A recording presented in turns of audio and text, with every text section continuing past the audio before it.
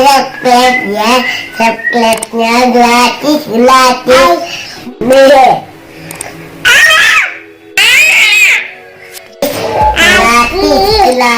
Gratis, teman-teman. Sampai jumpa, bye.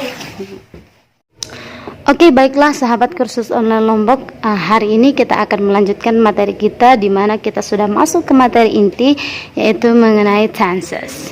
Oke, di part sebelumnya kita sudah membahas mengenai kelas kata atau istilahnya adalah part of speech dari part yang pertama sampai part yang ke-14.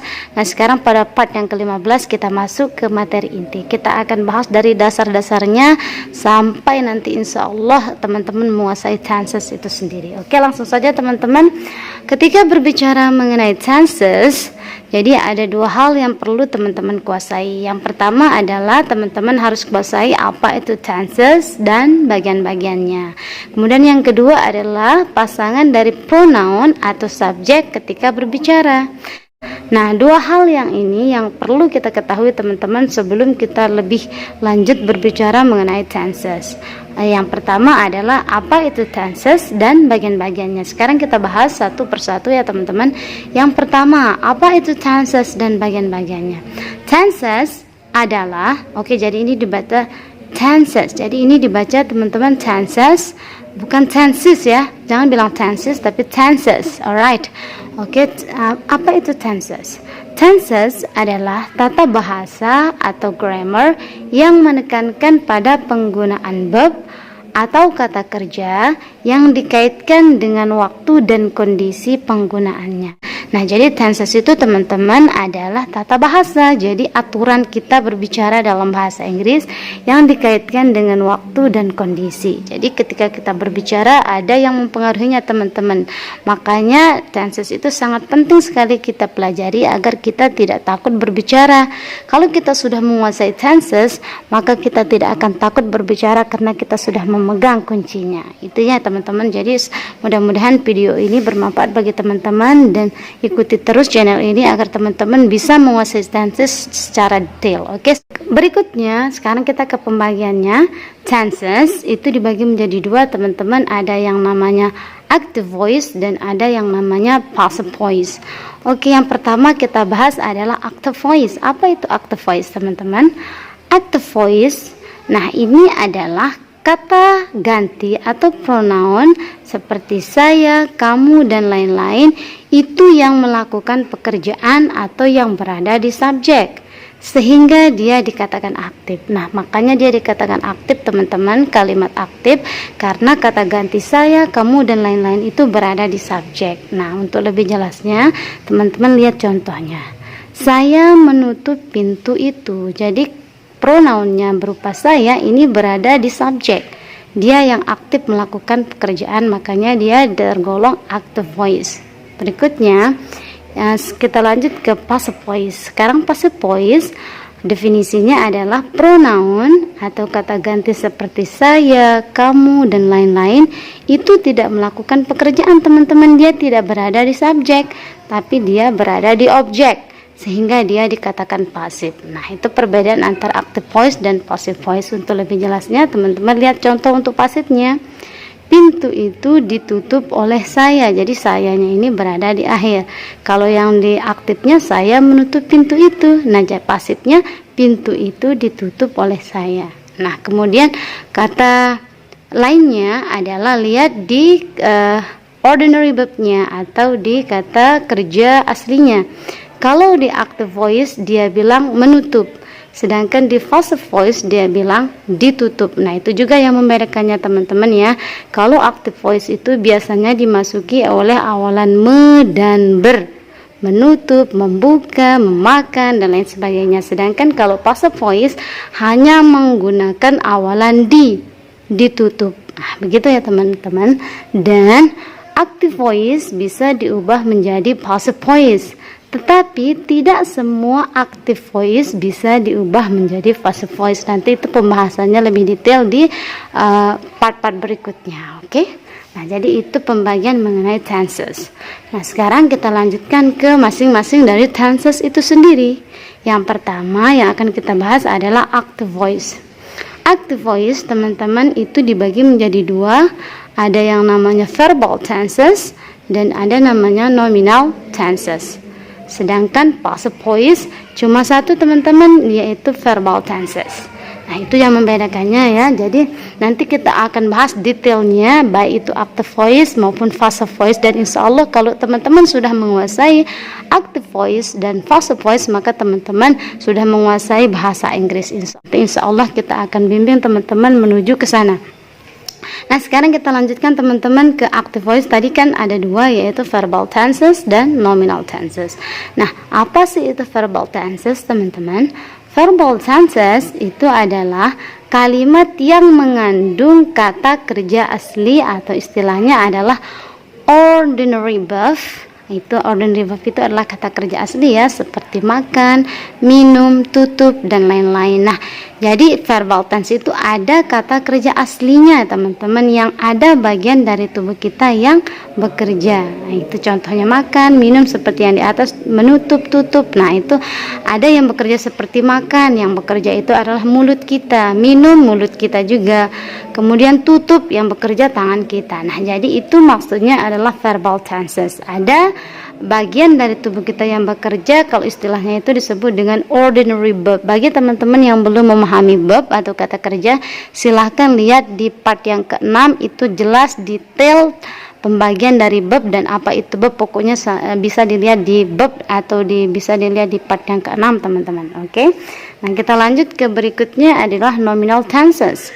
Nominal tenses itu apa teman-teman? Nominal tenses teman-teman adalah kalimat yang tidak mengandung ordinary verb atau kata kerja asli, seperti makan, minum yang tadi itu tidak ada teman-teman, tapi dia mengandung three complement atau istilahnya 3C. 3C itu apa?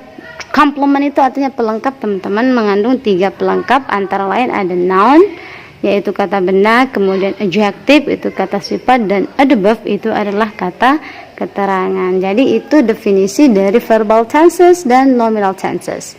Alright, so sekarang kita lanjutkan ke poin berikutnya, itu poin yang kedua teman-teman. Kalau teman-teman sudah menguasai yang ini, maka di video berikutnya, maka di part yang ke-16 baru kita mulai membahas detail mengenai tenses itu sendiri teman-teman. Oke, mari kita lanjutkan. Poin yang kedua adalah kita harus menguasai pasangan dari pronoun atau pasangan dari subjek ketika berbicara. Nah, sekarang kita bahas pasangan dari pronoun atau subjek. Itu nanti dia berpasangan dengan verb teman-teman, tapi verb selain ordinary verb. Jadi kita berbicara pasangan dari verb, dia tergolong verb tapi bukan ordinary verb atau bukan kata kerja aslinya. Makanya lihat part yang ke-6 ya teman-teman, mana dia yang akan kita pasangkan dengan pronoun atau subjek. Ada is, are, was, were, kemudian ada do, does, did, have, has, had, kemudian ada will, shall, would, dan should. Nah, itu yang akan kita pasangkan teman-teman. Jadi kalau yang saya garis bawahi yang pertama, is, are, was, were, ini kategorinya adalah to be, dia merupakan linking verb. Kemudian do, does, did, ini merupakan ordinary auxiliary verb, sama dengan have, has, dan had. Do, does, did, have, has, dia tergolong verb tapi ordinary auxiliary verb. Kemudian yang di bawah, will, shall, would, should, ini juga verb tapi dia masuk ke model auxiliary verb. Nah, jadi itu verb itu banyak sekali, sangat penting teman-teman kuasai. Lihat part yang ke-6, saya ulangi lagi, lihat part yang ke-6 biar teman-teman benar-benar bahasa Inggrisnya itu kuat. Oke? Nah, sekarang kita lanjutkan teman-teman ke pembahasan mengenai pasangan dari pronoun itu sendiri. Oke? Nah, kita mulai dari pasangan dari to be, is, are, was, dan were. Perhatikan teman-teman, saya, I, ini pasangan to be-nya adalah maka kita akan bilang I am, gitu ya teman-teman. Berikutnya kamu, you, mereka, they, kita, kami, we. Kalau kita sebutkan bertiga maka ingat kata you, they, we teman-teman. Saya ulang, you, they, we, pasangan to be-nya adalah are. Oke, ini untuk bentuk sekarang. Kemudian berikutnya adalah she, he, it, dimana she itu dia perempuan, he dia laki-laki, kemudian it itu untuk benda, pasangan to be untuk sekarangnya adalah is. Nah, sekarang bentuk lampau dari to be itu adalah was dan were. Perhatikan penjelasannya teman-teman. Lihat yang di tengah. Apapun yang berpasangan dengan are, maka to be-nya adalah were. Itu keterangannya teman-teman ya. Jadi kalau teman-teman hafal pasangan dari are, maka teman-teman juga hafal pasangan were. Oke, jadi ingat kata you Dewi, maka you Dewi itu pasangan to be-nya adalah are dan were. Nah, berarti pasangan dari was apa? Pasangan dari was adalah sisa dari pasangan were, yaitu I dan she, he, it. Itu adalah pasangan dari was. Nah, itu adalah pasangan dari pronoun dan to be. Mudah-mudahan bisa dipahami. Oke, sekarang kita lanjutkan ke pasangan dari ordinary auxiliary verb, yaitu do, does, did, have, has, dan had. Perhatikan teman-teman, kita mulai dari pasangan dari do. Lihat gambar do teman-teman, lihat do itu dimulai dari I, you, they, we. Jadi kalau do pasangannya adalah I, you, they, we. Jadi itu diingat ya, I, you, they, we, maka itu berpasangan dengan do. Berikutnya berarti does, pasangannya adalah she, he, it. Itu pasangan dari does. Kemudian sekarang pasangan dari did. Kalau did gampang teman-teman. Pasangan did itu adalah semua pronoun. Jadi did ini bisa masuk ke semua kata ganti teman-teman. Berbeda dengan do dan does. Kalau do I, you, they, we. Sedangkan kalau does she, he, it. Mudah-mudahan bisa dipahami ya. Jadi gampang sekali untuk are, you, Dewi. Kalau do, I, you, Dewi. Hati-hati teman-teman, itu perbedaannya ya. Nah, sekarang kita lanjutkan ke pasangan dari have, has, dan had. Have itu pasangannya sama lagi teman-teman, I, you, Dewi. Ingat ya, do have, I, you, Dewi. Kemudian does, has itu sama, yaitu she, he, it. Nah, sekarang pasangan dari had adalah semua pronoun sama dengan did. Mudah-mudahan bisa dipahami, insya Allah gampang dipahami kalau teman-teman tahu lihat bagannya, kemudian teman-teman memahami bagan itu sendiri. Ingat kata I, you, Dewi itu untuk do dan have, kemudian she, he, it untuk does dan has. Sedangkan kalau are dan were itu you, Dewi, sedangkan yang lain itu tersendiri ya teman-teman. Mudah-mudahan bisa dipahami. Sekarang kita lanjutkan ke pasangan dari will, shall, would, dan should. Itu ya teman-teman. Jadi will, shall, would, should ini artinya adalah akan ya. Nah, itu merupakan model auxiliary verb. Oke. Nah, sekarang kita lihat pasangannya. Kita mulai dari pasangan dari shall dan bentuk lampaunya adalah should, yang artinya sama-sama akan. Jadi shall dan should teman-teman, dia hanya bisa masuk ke pronoun I dan we. Jadi dia bisa dipasangkan dengan saya dan kita. Yang lain tidak boleh teman-teman, karena shall dan should hanya bisa masuk kepada I dan we saja. Nah, berikutnya teman-teman, sedangkan kalau will dan would ini bisa masuk ke semua kata ganti. Mudah-mudahan bisa dipahami ya teman-teman. Nah, sekarang bagaimana kalau subjeknya itu bukan kata ganti melainkan nama orang? Nah, ini gampang sekali teman-teman. Misalkan saya buatkan contoh Azam, ini kalau satu orang. Kemudian kalau dua orang, Azam dan Afiza, ini merupakan nama anak saya teman-teman. Nah, ini dua orang atau bisa saja lebih, tapi perhatikan di sini inti penjelasannya adalah apapun yang berpasangan dengan dia, maka itulah pasangan dari Azam atau nama orang jika dia satu. Berikutnya, apapun yang berpasangan dengan kami atau kita, maka itulah pasangan dari nama orang apabila dia lebih dari satu. Maka itulah pasangan dari Azam dan Afiza. Untuk memperjelasnya, mari kita cek pasangan dari dia dan kita, dan itu merupakan pasangan dari 6 orang jika dia satu dan jika dia lebih dari satu. Kita mulai dari kata dia. Maka pasangan dari dia itu adalah ada is kalau dia to be, kemudian kalau lampau to be nya adalah was, maka pasangannya adalah is dan was. Kemudian berikutnya dia dipasangkan dengan does, dipasangkan dengan did, dipasangkan dengan has, dipasangkan dengan had. Kemudian apakah dia dipasangkan dengan shall? Tidak, karena shall ini hanya I dan we, tapi dia dipasangkan juga dengan will dan would, maka itu adalah pasangan dari nama orang. Jadi kalau teman-teman mengetahui pasangan dari dia laki-laki atau dia perempuan, maka teman-teman juga paham pasangan dari nama orang. Mudah-mudahan bisa dipahami.